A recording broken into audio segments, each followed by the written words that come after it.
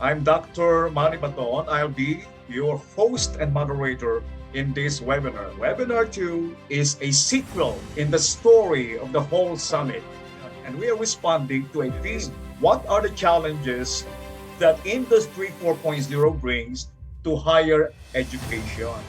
Heavenly Father, open our minds to see and understand in the way you would want us to the disruptions, disturbances, and disorders in the industry that impacts our educational system. And as we shift to Industry 4.0, in the midst of the pandemic, the challenges and issues have become more pronounced, doubly difficult to address.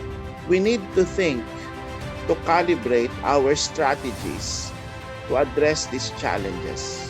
What is important at the moment is to strike a balance between the strategies and solutions we offer to address the problems and issues posed by the pandemic with its possible impact and outcomes. Let me focus on the COVID-19 pandemic. We will agree that it has indeed changed the way we do things, such as in education, work, and entertainment. It has forced to adapt us to the fourth industrial revolution. We see that COVID-19 demonstrated the importance of digital readiness among us, especially our learners and workers. I would like to take this opportunity to advocate the Philippine Qualifications Framework. It is a quality-assured national system for the development, recognition, and award of qualification based on standards of knowledge, skills, and values acquired in different ways and methods by learners and workers in the country. Lumabas talaga na issue and challenge is how we will be able to popularize the Philippine Qualifications Framework. How will one and WANA really appreciate this particular framework? And what is in it for government, academic, industry if we have a Philippine Qualifications Framework?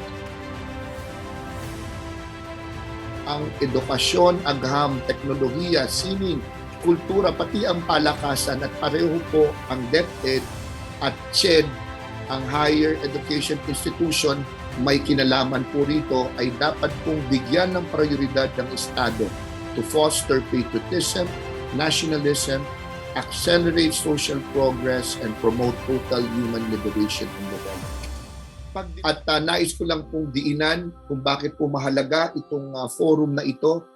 At I'm sure CHED and TESDA also has that framework in actively engaging the family, our community, and other stakeholders in making sure that when we do our mandate to make sure that there's lifelong learning, kailangan maunawaan po ng buong komunidad, ng buong bansa, na ito po hindi lamang aming mandato, trabaho sa DepEd at pati na rin sa CHED at TESDA, that we have to engage partners and make them realize that this is not the responsibility alone of DepEd, CHED, and TESDA, but a collective responsibility.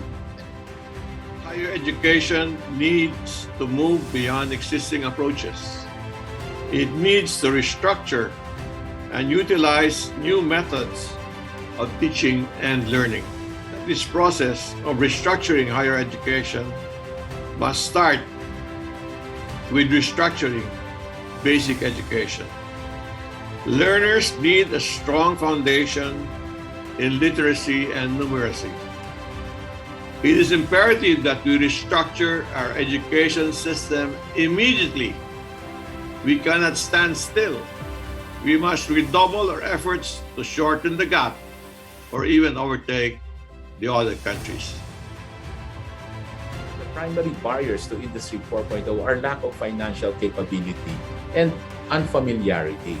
Due to the changing landscape, there is a need to upskill and reskill, topics that we have discussed with TESDA and DepEd. upskill and reskill our young students, given that the Philippines has a relatively young population with a median age of 25 years old. We need to develop a highly educated workforce for the future. This is the often cited factor why many of the foreign investors now located in the country are here. The pandemic situation has resulted in the accelerated adoption of digital tools and automation of tasks in all levels of our lives. So let me just emphasize that investments in new technologies, digitalization, and innovation are investments on resilience, sustainability, competitiveness, and long-term business growth, which are all necessary as we enter our economic recovery. Together, let us help create a strong manufacturing industry. And by manufacturing, I also include industry and services that will build back better a more competitive and innovative Philippines. Let's keep people at the center of all our fourth industrial revolution transformation plans, and that would be applicable to all the academe, the industry, as well as with the government.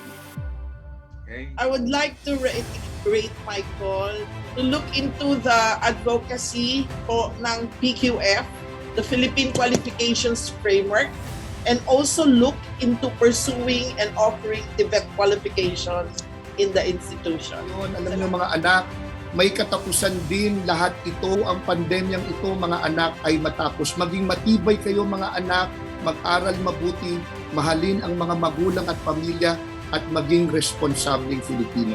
I urge that our government make sure that we have connectivity for all and from all parts of the Philippines. To the students, you should get digital literacy and look into life skills that are also quite needed. And as I said, the most important, that you really form your character.